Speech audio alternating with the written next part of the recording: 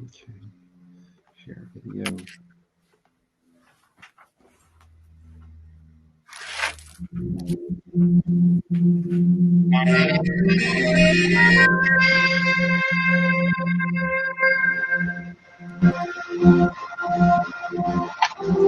Welcome to Shareholders of a Better World, brought to you by TBLI Group. At TBLI Group, we have an established reputation as an organization dedicated to building the ecosystem of global sustainability and impact investing. We're doing this through educating, advising, and facilitating transactions in global sustainability and impact business, as well as capital solutions for private companies, family offices, and fund groups. For nearly 25 years, TBLI Group has created a vertically integrated ecosystem of education to action through TBLI conferences and TBLI consulting. More about our company can be found at tbligroup.com. This webinar is brought to you by TBLI Foundation, which hosts educational learning experiences dedicated to a better planet. Through the foundation, we build sustainable communities by sharing the people and the experiences making a difference to so many of our lives around the world. Our weekly podcasts bring impact thought leaders that are doing and not only chatting. Now let me introduce my guest today. Good evening from our studio in Amsterdam. Good morning to you, Kat Taylor. Before I introduce our illustrious speaker today, I just want to give some instructions to everyone who just joined. If you have a question or a comment, just type it in the lower right-hand corner. If you want to clap, there's an emoji for that, or if you find something brilliant or funny. And if you want to say anything to anyone privately, just move your mouse over the person's name, and you'll get a screen to pop, and you can send them a private message. So I'm incredibly happy that one of the busiest people I know, Kat Taylor, took time out today to share her thoughts on how to use the financial system for social and environmental justice. You don't find many bankers who are actually concerned about that or talking about that or actually doing that. So I'm really very, very grateful. Kat, thank you so much. If you don't know Kat Taylor, shame on you. She's the chairwoman of the Beneficial State Bank and building a community banking empire and showing that you can actually achieve financial returns and improve society and the environment. So, Kat, I'll open up the presentation that you're going to do. If you want to say a few words to our listeners, that'd be great. Thank you. Well, Robert, thank you very much for this opportunity today. I was sharing in advance that I feel very humbled to be here. In many senses, I'm just channeling the experience and lessons learned over the course of my life and in the work that I've done with my partner, Tom Steyer. And there are so many people likely in your audience who have deeper wisdom and greater experience, but I'll share what I can. So I have a deck. I'll try to get through it quickly so that we can have time for conversation and Q&A. But I start all work and every day in first principles. I have a long list of them, but this is an important one, that we center racial and gender equity at the heart of everything that we do. My earliest memories were of the so-called civil rights funerals, those of Bobby Kennedy, JFK, Martin Luther King. I even imagine that I saw Malcolm X's. But if this last year has shown us anything, it's that the racial reckoning moment is still upon us. And what justice delayed has been justice denied. So, Robert, if it's okay if I just ask you to advance, because that'd be great. If we could go to the next slide. Sure. So, first and foremost, we have to recognize the problematic roots of our country, the United States of America. I realize I'm speaking to an international audience, but you know how crazy we can be. And those roots include enslavement of Africans, Jim Crow, mass incarceration, native genocide and land theft, persecution of immigrants and refugees, less than personhood for women and non-conforming genders, extreme environmental degradation, and all of those are still with us today. There is a case to be made for reparations in a way that would restore, heal, and bring prosperity to all people. I love this slide because it really shows what different starting lines we face depending on who we are in this country. Next slide. Also, another strong first principle is that we should never separate social and racial equity from environmental justice. When you do, they just fight against each other. And it is actually the way we have prosecuted our natural resource agenda that has set off violence, oppression, and diaspora. So marrying those two creates a bigger problem, but therefore a bigger solution set as well. Next slide, please. We need to look to the longstanding peoples of the world, those who lived for 10,000 years, not just a few measly thousand years, in harmony with nature and one another, because they have many of the traditional ways that would serve us well: circular economies, cultural norms, deep reverence for the planet that we call home. Next slide, please. If we put more and different people in charge, we will expand that solution set and understand truly what people need to thrive, not just to survive.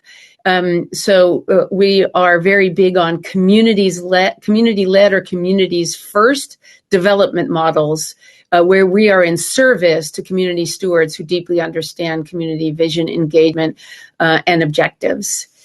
Next slide, please. So over the arc of our work, we have tried just about everything, but I'm sure there will be more strategies around the corner. When Tom and I started out, him building Farallon, us raising a family, me sitting on lots of nonprofit boards, we thought philanthropy was the way.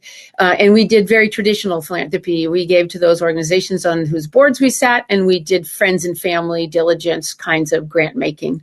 But philanthropy is actually a weird sort of admission that we haven't set up society right. Because if we had set it up right, we wouldn't need so much charity. And charity can be deeply reinforcing of already egregious wealth disparities and power structures that support white supremacy, colonization, and the 1%. Those who have the power to change the status quo rarely do, because it's the basis of their power. So we need to move through and beyond philanthropy. Next slide.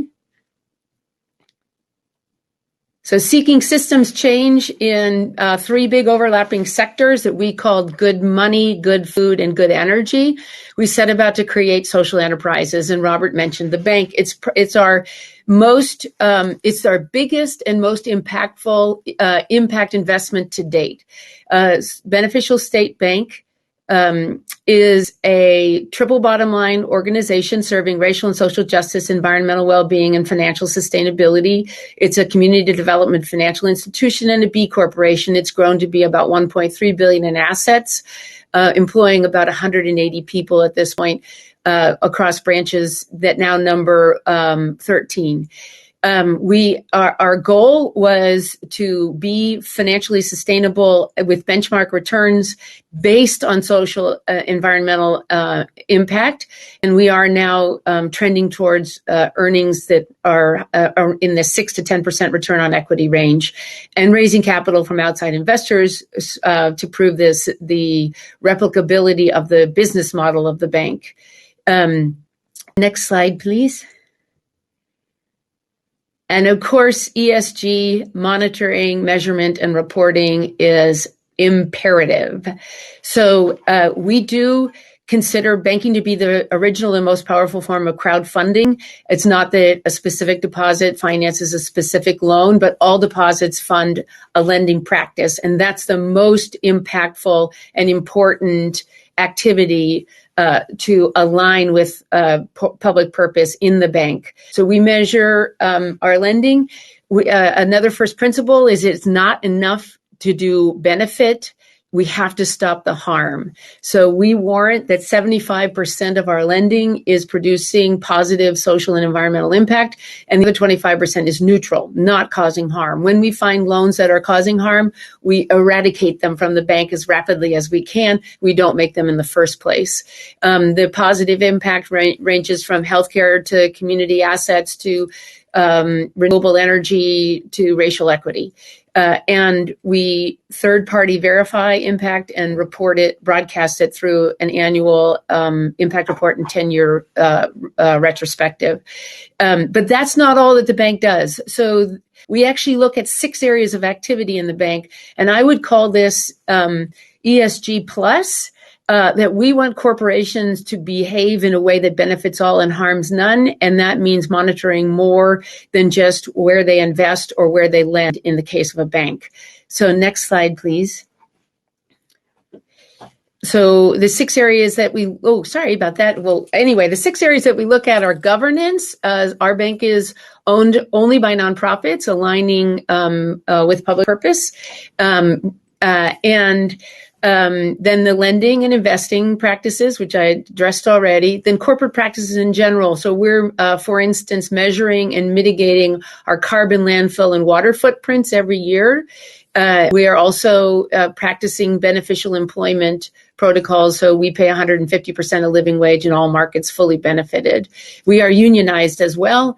These are just some of the corporate practices that we hold up and stand up to. And then advocacy, we do not advocate in self-interested ways, only for public purpose, and transparency. You can find out anything you want to know about what we do at Beneficial State Bank, and that's as it should be. But banking has constraints.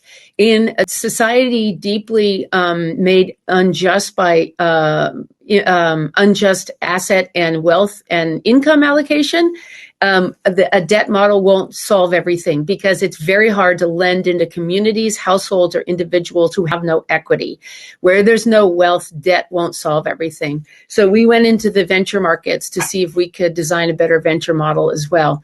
Radical Impact Partners is our sister venture firm to the bank. Radical pursues benchmark returns as a result of social, environmental, and racial transformation in our economy, not as a nice to have, but as a driving force of financial return. Next slide, please. And there again, we measure everything we do. We do put it into the good food, good money, now good climate buckets. And we focus at the intersection of those economic sectors and social and racial equity. Next slide, please. And diversity, equity, and inclusion is a mandate throughout. Our entrepreneurs reflect diversity, which is as it should be, because those are voices that have been left out of our economy and have generated a lot of unsustainability and injustice in that economy. Next slide, please. And we measure diversity and impact not only at the company level, at the portfolio level, at the fund level, with a lot of metrics that you would recognize in this audience. Next slide, please.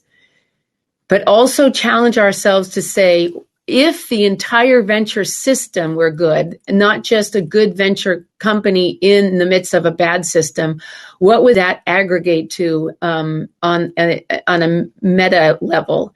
And I think that's important to do, because venture capital allocation is not only increasing every year as an asset class, but it's also very important. In 2019, the top 10 financings by companies founded by white male entrepreneurs supported gaming, vaping, rideshare, as opposed to the top 10 financings, which is a much smaller number of companies founded by women and racial minorities that funded communications, education, and healthcare. Next slide, please. So in the good food category, we are devotees and of regenerative agriculture. That is the system that mimics the natural cycles and systems of Mother Earth herself. And in particular, we own a ranch, Tomcat Ranch, which is our social enterprise at the heart of the good food work. And it is practicing regenerative ranching in a way that mimics the great migrations of the Serengeti, the Great Plains, the Yukon, etc. This is a system of agriculture that produced many co-benefits: carbon resequestration, biodiversity above and below the ground, rural economic resiliency, racial equity, water quality and quantity, climate mitigation, soil systems, and just a better way to make a buck in the end as well. Next slide, please. Tomcat Ranch Educational Foundation is the nonprofit that stewards the lands of Tomcat Ranch. But we are in collaboration not only with on-site science partners and many other land managers, public and private, throughout the world, but also with government, and in early conversations with those populations who have either had agricultural land stolen from them or taken from them through discriminatory farm credit, meaning Indigenous people, Black people, people of color, farm workers, on a strategy over time to make sure that the lands of Tomcat Ranch, which once were stewarded by the Muwekma people, are returned to those kinds of stakeholder groups. Next slide, please. A crisis is a terrible thing to waste. We know that our industrial production system in agriculture has contributed massive harm to the world. It's one of the largest contributors to greenhouse gas emissions. It lacks and undermines racial and gender equity. It's destructive of land, water, carbon, solar cycles, and it didn't prove resilient to feed populations during a crisis or multiple crises like the pandemic, the economic shutdown, racial reckoning, and the climate disaster. So during the pandemic, we ran Growing the Table, an emergency feeding program that supported BIPOC farms and ranches, LGBTQ plus farms and ranches, those kinds of farms and ranches that we seek to bridge into the post-COVID food economy. We learned many, many insights about how the food system could be more resilient and start to approximate a neural network of networks of the many actors in the food value chain in a way that serves public purpose much better. Next slide, please. So social enterprises got us to a certain place, but if you think about those organizations, they're all by definition white-led. So we need to do much more. And we found ourselves especially after John Kerry was not president, deeply involved in the political system. My partner, Tom Steyer, deduced early on from learning from many other people that the climate problem is not one of business or scientific know-how, it's a political will problem. So I think this is just part and parcel of what the work is that we need to do. We got involved in politics. He started Next Gen America, the largest youth voter mobilization effort in U.S. history. He found a need to impeach to get rid of a lawless president, or at least try to. And delegitimize him in the process. And then finally, Tom ran for president to make sure that the presidential conversation included racial equity, reparations, and climate justice. Next slide, please. And we also have gotten deeply involved in policy and legislation. Tom started Next Gen Policy, an expert policy shop in Sacramento, California. California is a microcosm of the United States.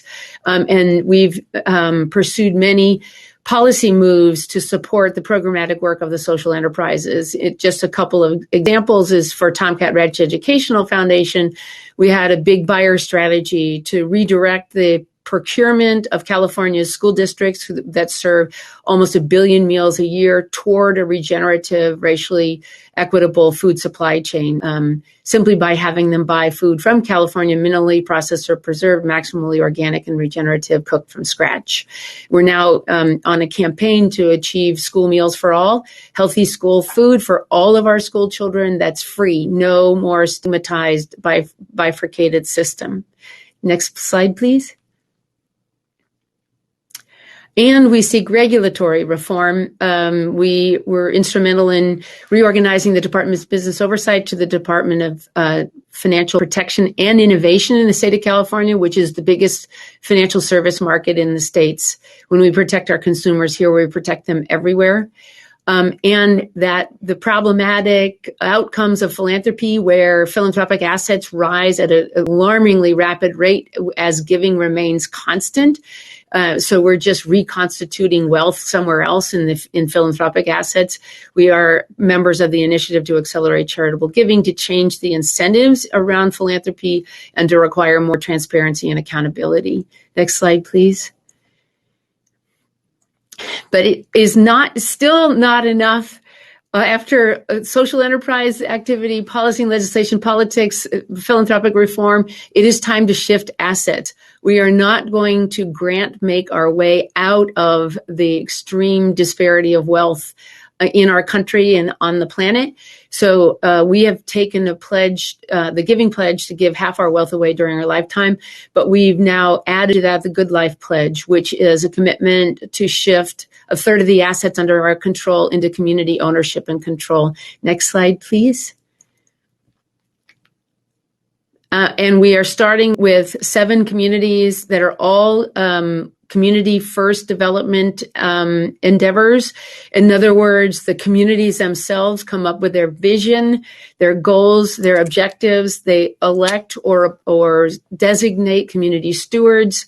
We provide capital absorption grants of $100,000, and we are pledging $1 million of donor advised fund assets to collateralize nonprofit bond financings that will allow them to access low cost capital.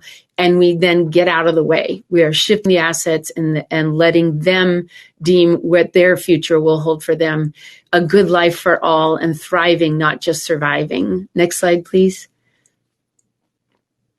And that means that we need to become students of collective ownership and community asset models. It will not do to just reconstitute wealth in others' hands. When everybody owns a little bit of everything and nobody owns too much of anything, then we will all thrive. So we are busy working with expert firms who understand how to build community assets and in collective ways. Next slide, please. And I mentioned at the beginning, shifting assets doesn't just mean financial and philanthropic assets, it means land. So it is time to engage in land rematriation to collective stewardship so that our natural capital, otherwise known as, I think, the last activity area that we're engaging in is cultural and narrative shifts, storytelling. We haven't told our story honestly. We need to start telling it honestly in the voices of those who have been left out. So we reactivated Tomcat Media and are pursuing projects that center BIPOC voices in various forms of media. Next slide is just thank you. A quick song.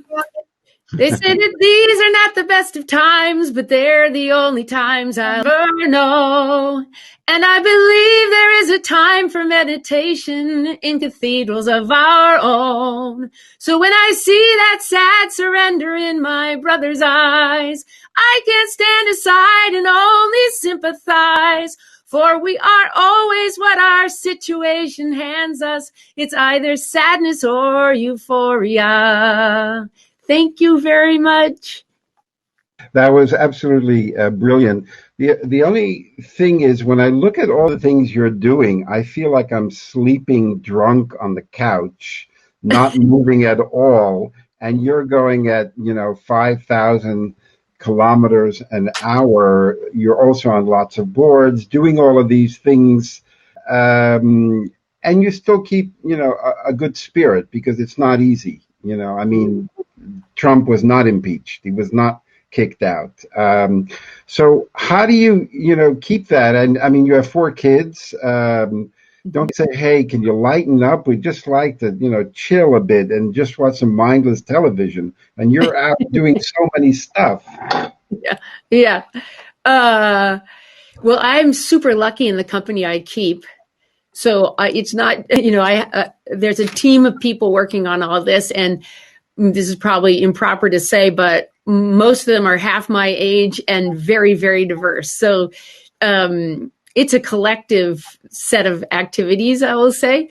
And our kids, because we've taken these commitments about, basically leaving it here on the field, I hope that makes them feel like we have given them their one wild and precious life, a blank canvas to do their own thing, not to have to, sort of have a parental legacy that constrains them from what they might actually want to do.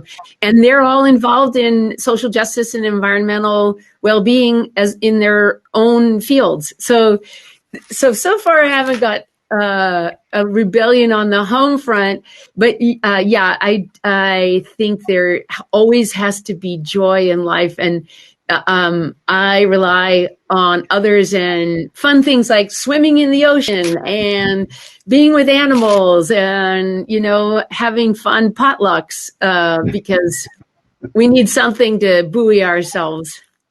You were saying about you were asking specific questions about philanthropy. I mean, TBLI never really focused on philanthropy because I just felt it was an inefficient use of money. You're using 5%, which are subsidized by taxpayers, and I'm saying use 100%. So because you probably have a lot of friends that are active in philanthropy, do they listen to you and say, hey, maybe Kat's right, maybe we should look more of putting the 100% into things that provide a social environmental added value? Mm-hmm. Or is it more about cutting the ribbon and having the name on the building? Yeah. So I totally agree. I've been highly visibly associated with Divest Invest, that it's ridiculous that we think the 5% tail will wag the dog, and that even some of the biggest foundations in the country are invested in fossil fuels when their mandate is, environmental mitigation. Like, that's crazy to cause all these problems and then use a little bit of the money to try to clean up. And there isn't enough philanthropic or governmental resource to clean up after the problems caused by misaligned investing in predatory lending, private prisons, fossil fuels, you name it. So I was on the board, for instance, of a board of overseers at Harvard, and I spent 6 years using sort of soft power strategies to try to get them to adopt ethical investment principles, which they refused to do. So I just resigned in protest a day before my term. There is promising signs of reform and adoption.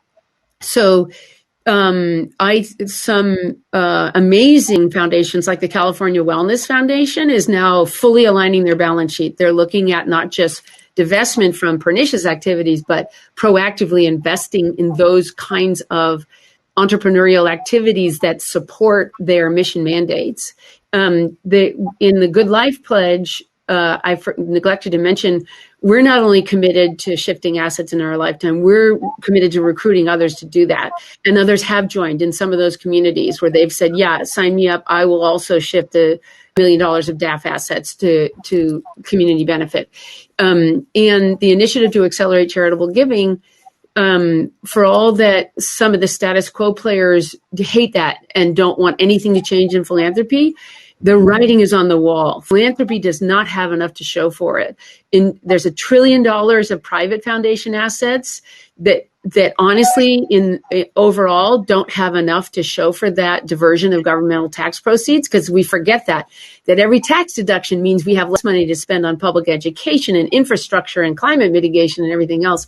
And donor advised fund assets, it's even worse. Up to 72 cents of every dollar given is actually given by the taxpayer. So the time has come. Well, we've been trying to kind of get that through. When we started, we focused mainly on irresponsible investors and criminals, more the Donald Trump type, because there were loads of them. And I always found, not that hard to convince them that the challenge was always access. People with a lot of zeros don't have signs, hi, I have billions, come visit me. So the access was always challenging, but I never really found it difficult. What have you found the most convincing way of getting an investor or a philanthropist to say, Kat's right. The way I've been doing it, and also this liquid asset and ESG, am I really addressing climate? Am I really fixing the social problems? Am I really addressing the environment? How can we have $40 trillion going to ESG when we have such a big list of problems? So it's either not going in or the definition is wrong. What's your magic potion that you use to convince someone? Well, remember that old expression during the 60s, if you aren't part of the solution, you're part of the problem? Mm-hmm. I think people viscerally felt that in this year, the 2020, multiple cascading disasters, that it just feels bad not to be part of the solution. And if, in terms of asset management, if you're a steward of assets and you're not very persnickety about where they are and what they're doing, then you are part of the problem. I mean, it's almost axiomatic. So I think the crisis has alerted people that it's just more fun to be on the winning side too. And really, like, why? Well, anyway, I guess that's the shortest answer I can think of. But do you think that you say that we're getting through the pandemic has woken up some people? Yeah. Would they have woken up if the pandemic didn't happen? I mean, is there a kind of realignment, a rethinking of, what am I doing with my money? Is my money actually improving things? I remember I was invited by a family office in Singapore, a very big one, and I was shocked. I opened the door and a big plaque saying coal trading, oil trading, gas trading. But that's where the money from this family, that's where they made their money in the past. Yeah. They want to get away from that. And they were saying, we don't understand how is the Dow Jones Sustainability Index have so many companies that are so toxic. How does that work? Yeah. We want our money to actually improve people's lives on healthcare and education. You chose a banking model to community bank. I never realized that 97.8% of all banks in the U.S. are community banks, not in assets, but in number of banks. Do you find that is the most effective way to get people to start moving their money as being in the financial services industry? Yeah. Well, a couple of stories. So I think the intergenerational conversation also helps people see that they want to align their money with their values. I'll just tell you, a very, very large international bank with an extremely spotty track record in terms of compliance and fines and everything else has a wealth management division on the West Coast, 100 people employed, and they're failing in market penetration. They're just not getting clients because these clients are increasingly millennials or younger. Mm-hmm. And they don't want anything to do with a bank that's misapprehending all over the world and invested in fossil fuels and everything else. But what triggered a shift in their actual behavior was that the head of the wealth management company went to a conference, maybe it was one of yours, talking about sustainability. He comes home to the dinner table with his wife and 2 teenage daughters and says, "What's all this about sustainability? Do you think I should be worrying about that at the bank?" And his daughter said to him, "If you did that, Dad, we'd actually be proud of what you do." So there's the intergenerational suasion that I think is really compelling right now. Like, our young people know they're looking into a vortex of our making, and they want to see us be part of curing it, like any way we can. In Beneficial State Bank, we actually have a theory of change that involves 3 levers of suasion. One, to convince other banks that ours is a replicable model and they should pursue it from a business case only. Mm-hmm. 2, for regulatory entities to start regulating for more values than just safety and soundness.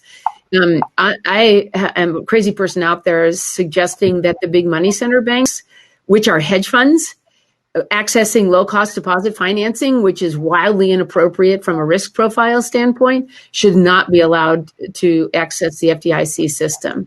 And then they should have to compete with other hedge funds with their higher cost of capital. But in other words, getting regulatory entities to think about how banking is nation building, and we should care about where we lend our depositors' money. But the third theory of change lever is the consumer movements. And Dakota Access Pipeline was like a beautiful example that in the first 4 weeks, I think $100 million of deposits shifted. That's small. The banking system is so vast, but it is at least iconic that people are starting to feel uncomfortable having their money with an institution that's causing so much harm to the planet and the people thereupon. So, and do you get European or Asian banks that come, say, check you out and see what's going on over here, that you found a secret sauce for showing banks can have a purpose? Yeah. And I should have started by saying one of the reasons we went into banking is that financial services is the biggest sector of the economy, of the global economy. It's massive. The institutions that stalk around like dinosaurs are way bigger than oil and gas companies. And they're just, most of the money center banks are now well over $2 trillion in assets. The Veterans Administration is $70 billion in assets. These are massive organizations directing not just economic outcomes, but societal outcomes. And they punch over their weight politically. They are by far the biggest source of lobbying dollars in the American political landscape. We do band together in a trade group called the Community Development Bankers Association in the States to elevate the role of CDFIs, those community development financial institution banks that like us. But we also are in league with something called the Global Alliance for Banking on Values that was started by Triodos Bank in Amsterdam, and now has, I think, 44 banks, something like that. Most of them, or many of them, much bigger than us, like GLS Bank, Bract Bank in Bangladesh. These are superlative banking institutions. They do so much good, and they avoid harm, and they have great business models. And we get together pre-pandemic. We got together in person on an annual basis, and Peter Blom was one of the founders, just a standout leader in banking. So yeah, there is a banking community that's beneficial in nature, and we do better together than we can do apart. And hopefully that business case will be made to many more banks throughout the world, especially as our multiple crises, come to the fore. Well, when we started, I always tried to warn the financial sector that law, because I also taught MBA students at a ranked MBA school, and I said, listen, in the future, you're not going to be able to attract the best and the brightest if you continue to stand for nothing other than, slash and burn. And I remember we did a retreat at a beautiful castle in Scotland. There were 3 women. One was head of sustainability for Julius Baer. One was senior impact investment at Credit Suisse, and one was very senior at UBS and then Partners Group. And they all 3 quit their job before our retreat. They didn't have another job. They quit because we're tired of the nonsensical press releases that our banks are putting out. And you see it now. Most of the banks just steal their teams because they can't find talent. But as much as I keep telling them, the big private banks still don't really get it. They don't allocate. The only thing they spend their money on is ICT, cybersecurity, compliance, capital buffers, and bonuses. They don't spend anything on capacity building, intern or extra. You don't have to do that. You don't have to do any capacity building internally because you're already attracting the people that you want to attract. And the customers that you want to attract. Do you ever get invited by some of the mega banks as come give a talk for our senior alpha males or females? Well, the one bank I mentioned on with the wealth management company on the West Coast here did invite us to come give a presentation. I think we did it with maybe HIP and Alpha Green or a couple other organizations. I've had both experiences. I've had people interested in learning more about our model and our commitments, and I've had bank leadership, basically vilifying and saying, that'll never work. We're doing everything right. So I can think of one in particular. It was a very outspoken CEO. So yeah, I remember I would always, when we started 25 years ago, the banks would always say, oh, that ESG and sustainable, that is so risky. And then I looked at the $400 or $450 billion that the banks paid in legal fees and fines doing the crappy stuff they did in the financial sector. So saying it's risky is comical on a galactic scale. That I don't think enough people shine a mirror to the mega banks, because people always think these guys must know everything. They must be super smart. Yeah. I haven't found that. I found the opposite, actually. And I found the convincing actually rather easy. You know, it's not that hard. I found the access hard, but the convincing rather easy. I just stopped visiting the private banks anymore because they were just asking, they were trying to learn tricks from me. How can we fool our clients that were actually interested in this? They weren't really making a commitment to that. With your bank, because it's a community bank, and you have, I think I remember, 13 branches, what is the end game for you? I mean, do you want to be much, much larger to show the banks that you're right, they're wrong? Yeah. I just want to make sure I cover one point you made in the, so the riskiness of the private banks' activities was revealed in the financial crisis of 2007-8. And an organization called the Sustainable Accounting Standards Bureau, that you might know, SASB, was working on new affirmative obligations under the materiality clause for listed companies at the SEC, that they have to report risk, non-financial risk, so related to environment or social chaos or anything else. And they got, when Trump came in, that wasn't a welcome mat anymore.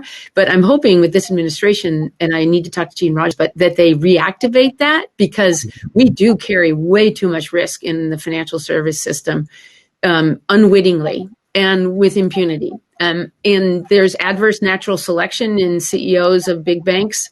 You know, those who will do whatever is legal to maximize shareholder profit, and that's what they'll do, and that's deeply anti-society. So our goal as a bank is not become as big as those banks. They're too big for the system. We actually have 4 simple rules to re-regulate the financial service system in the United States. The first is, don't let them get too big and make them have living wills to break them up if they do. And what that number is, I'm not positive, but it ends in a billion, not in a trillion. And it avoids system risk. So you can't be too big to fail at the expense of the rest of the system. The second is no more trading in your own account. That's what turns them into big hedge funds. The third is carry a 10% tier 1 capital ratio, just slow the system down, delever it a bit, and then let them fail. If they misbehave or are not prudent in the way that they conduct business, then they should fail. That's the only thing that forces the risk back onto the shareholders to behave responsibly in CEO selection and other things like that. So we would submit to those rules as well. Just because you're trying to be a good bank, if you fail, you should fail too. So, except I will say, I lament the fact that Shore Bank failed in 2008, because that was the big bank creating all that risk and, crashing the credit markets and mortgages and everything else. So, but so our aim is to create a system that's responsible in the banking system. And we think to do that, we need to be bigger than your average community bank. Most community banks are somewhere between 60 million and 700 million, something like that. At $1.3 billion, we're one of the larger ones. We are going to access some treasury capital, we hope, this summer, that will allow us to scale over the next 3 or 4 years to about $5 billion in assets. And I think that's going to be a sweet spot for us, because it shows that we're big enough to be replicable. And if we can make the business model work at 5 billion, then a lot of other banks can as well. But we don't get so big that we're part of the problem. And are foreign investors allowed to invest in your capital raise, or only U.S. citizens? I should know the answer to that question, and Well, I'm not sure call compliance. I know, because we've raised a little bit of money from outside investors domestically, and they agreed to hold it in their charitable vehicle too, which was something. We'll hopefully get some of this government capital. We Sapphire. You probably know Sapphire. Yeah. Yeah, so they'd know the answer to that question. But anyway, I don't know is my honest answer. Okay, probably not. I'll ask my U.S. advisor on that. I remember that Radical Impact was the name of the private equity. So that's a private equity arm of the bank or of you? It's a venture fund that has common source of capital, but is otherwise not related to the bank. So we just parallel play, if you will. The leadership talks to the leadership all the time, but we're not common control. Are retail customers in the United States allowed to invest in venture funds? I'm trying I'm asking all these difficult compliance. Yeah. I am not a finance professional, so I don't know the answer to that question. I'm thinking that that doesn't happen. So, but maybe there's a fund of fund ways that it happens. I don't know. And Radical Impact, what do they invest? Do they invest in financial services or regenerative agriculture or healthcare or education? So good food, good money, good climate, just like the bank and the rest of our activities. But the bank is more broad than that too. But those are the three verticals that they focus on. And they are early stage Series A, Series B style investors. And they're just looking for transformational impact that when scaled across the venture industry would actually change these big systems for good. Okay. I'm going to start taking a couple of questions, if that's okay for you, from the long list of questions. We probably won't get through it all. One, Alex wanted to know, how do you identify the credit invisible, in parentheses? I'm not sure what that is. It might be people who don't have access to credit. Okay. Perhaps. And how do you identify that? So I think, if I'm surmising right, there are wide swaths of people, many populations who have experienced discrimination and oppression, who lack credit files, either thin or no files, or they have bumps in their credit history, so they can't access conventional credit. Particularly individuals, you can't get credit cards, can't get mortgages, et cetera, like that, student loans, whatever. And so we have tried to help at the bank. We provide a high road auto loan product that it turns out that's one of the first ways people attempt to access credit markets is to buy a car to, facilitate occupation and picking up kids from school and things like that. And it's a good way to repair a credit history as well. So we market to a low to moderate income population and among others. And when I say high road auto products, we get them into as low an interest rate as we possibly can. And with positive payment performance, we can refinance and lower their rate. And that actually builds their credit score as well. We also have supported on the venture side and in some bank partnerships, some of the non-bank lending models that are trying to bring more people into responsible credit at reasonable rates and so on. And that's one of the things I was remarking on is that when people don't have wealth, when they don't have savings accounts or homes or cars or assets of any sort, it's really hard for them to borrow, and they have to borrow at really high rates. And borrowing at a high rate increases your risk of repayment because you have so much more to pay back. Mm. So it's a conundrum that's going to be hard to get out from under if we don't figure out a way to shift wealth so that people have something against which to borrow.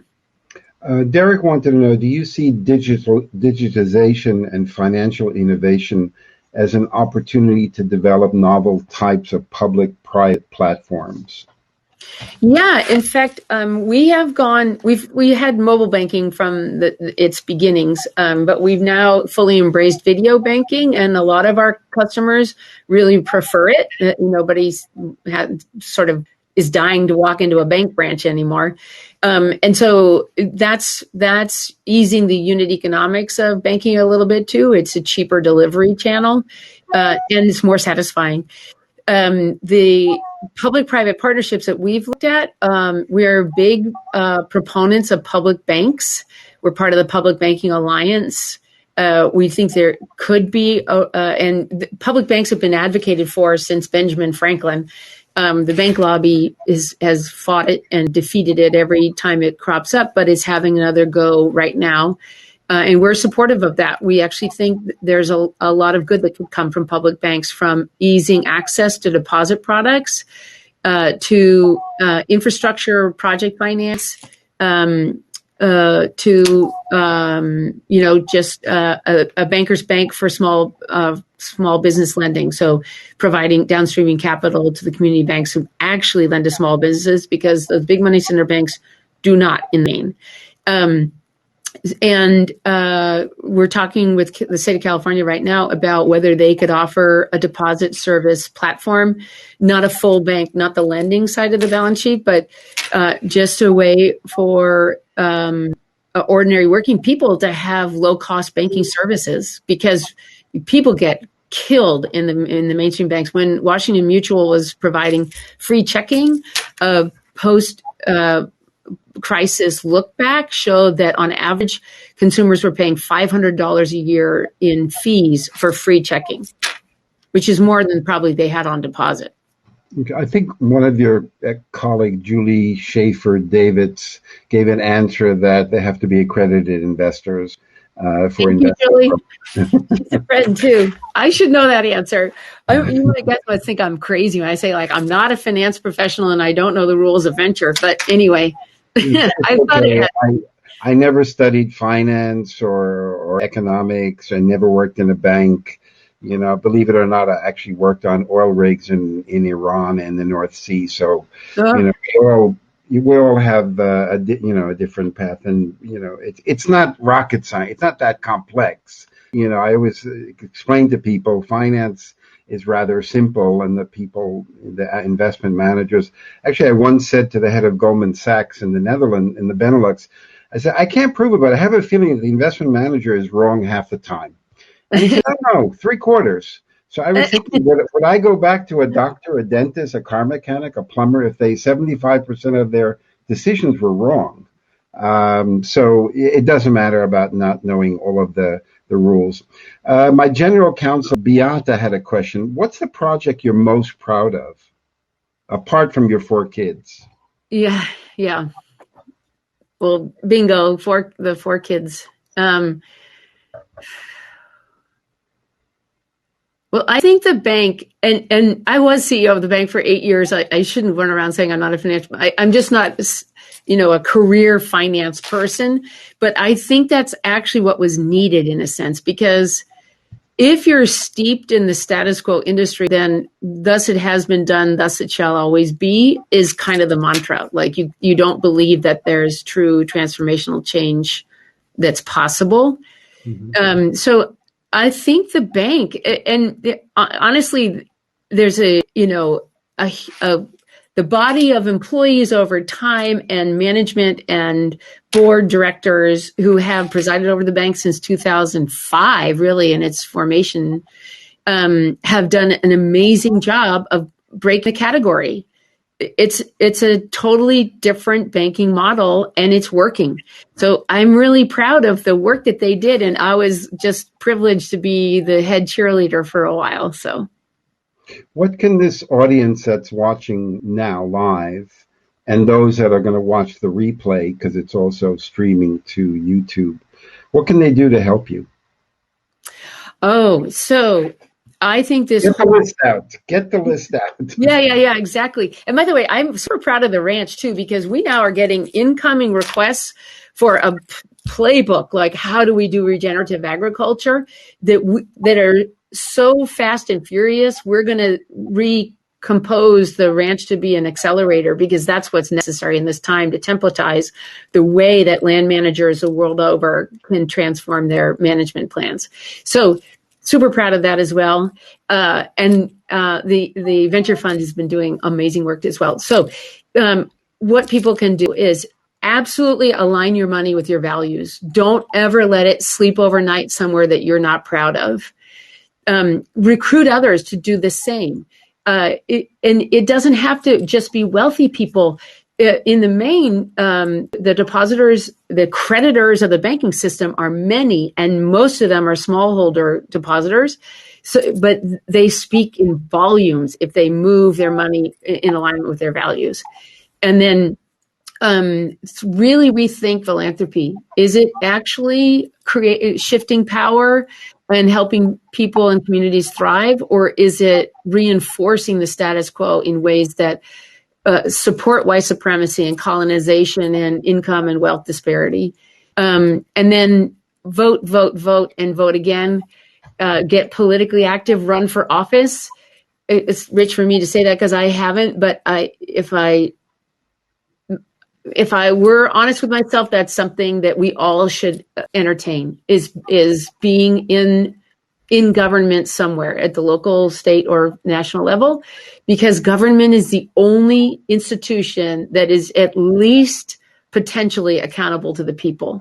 We should not aggrandize corporations and philanthropy and everything else that doesn't have that accountability at the expense of government. And when we criticize government, that's just another way of volunteering. If we see something that's broken and needs to be fixed, we should jump in there and try to do that. It seems this past year or this past period where Trump was president is that what struck me, having left the U.S. in '74, is the monumental level and lack of empathy that's just consuming the whole country. Have we bottomed out yet? I mean, it's like an alcoholic has to reach rock bottom. Have we reached rock bottom yet? Well, I'm learning so much from the communities that are at the heart of the Good Life Pledge, because their leadership never lacked empathy. And they're from communities that have always felt empathy because they've been persecuted. And when you ask them to describe their work, they say we're taking care of each other. I mean, they could say something more grandiose like we're building community solar assets, or we're refashioning policing into community safety, like all these, the way that Wong would describe them, but they're basically taking care of each other and the planet. So maybe what's happened is the voices that lacked empathy, that were the loudest, are now going to get replaced by the many, many more people who feel compassion and mutuality with one another. So you're optimistic? The future belongs to the optimist. Okay. I'm very sensitive to, you have a really busy schedule, so I do want to stick to the time. We're coming to the end of the hour. Is there anything specifically that you want to share with this audience, or any reports, presentations, anything, LinkedIn information, website stuff that I'll add, because I will send a link for the replay so everyone can watch it at any time. If there's anything you want me to add, or anything that you want to share with this audience that we did not cover. Well, my gratitude, because the fact that you're here at all means you're probably well ahead on all the vectors that I just described of ways that we can participate in positive social and environmental change. So thank you all very much. And I might just share it's funny to sort of drill down into one community seems maybe not as efficient as, some massive global report on something, but we just funded a report called the Regenerative Project, a 20-year look back. It's about the community of Spartanburg, South Carolina, where a man named Harold Mitchell presided over a community engagement process 20 years ago that set in motion recovery from extreme environmental degradation. They had 2 Superfund sites and 6 brownfields, something like that. They had off the charts crime and lack of public safety. They had a railroad spur that was dividing the community and making people die of heart attacks because they couldn't get to the hospital. They had no health care. They had no housing, nothing. And over 20 years, they parlayed a $20,000 EPA grant into over $300 million of capital investment. Wow. They now have affordable housing, rent-to-own housing, 9 federally qualified health clinics, aquaponics industry. They're in development of a Tiger Woods golf course to mitigate some of the brownfields. They are just killing it, and they are going forward again. And it's really a prime example of how people banding together for common purpose can overcome a lot of hurdles. By the way, they got themselves elected to local state government. Harold was a 2-term legislator in South Carolina. And it was all in a sense of mutualism, and because it needed to be done. So it's a great read. It'll make you inspired, give you some ideas about your communities, and definitely is in the optimist camp. So we actually need to tell Tom to actually underwrite your presidential run. I have thin skin for things like that. I admire him for doing that. That to me was the ultimate patriotic contribution. So I want to take if you don't mind, just a group selfie with everyone. So there's a little camera will come up. You just say wave to it, and it'll take your camera, and then it'll make a kind of collage of all the people who are in the room. So as the camera comes to you, and just use this one or retake it. And it'll bounce around, and then I'll send everyone the group selfie with everyone who's joined this. I want to thank you so much, Kat, because this has been probably my favorite discussion, because you were very honest, authentic, yourself, shouting your barbaric yawp over the rooftops of the world. I want to thank our entire team who worked on this production crew. Sam, our producer, crypto genius and ramen critic. Ricky, my absolute better half with no filter. Xi Jinping, head of transparency and integrity. The Myanmar generals, our power sharing advisors. Vladimir Putin, head of conflict resolution. Jeff Bezos, our human resources and full tax compliance leader. Mark Rutte, our memory expert, and Elon Musk, our humility coach. So thank you all very, very much for joining. I'll send, in about an hour or 2, we'll have the replay available. So I'll send you that. And Kat, if you or Kaylee want me to add anything to that mailing, I'm happy to do that and wait till we get it. Thank you again. It was great. Thank you so much. You have my vote if you run for president. Thank you very much. You stay well. You too. Bye-bye. Okay, just press the red door in the lower left or right-hand corner. Yeah. Okay.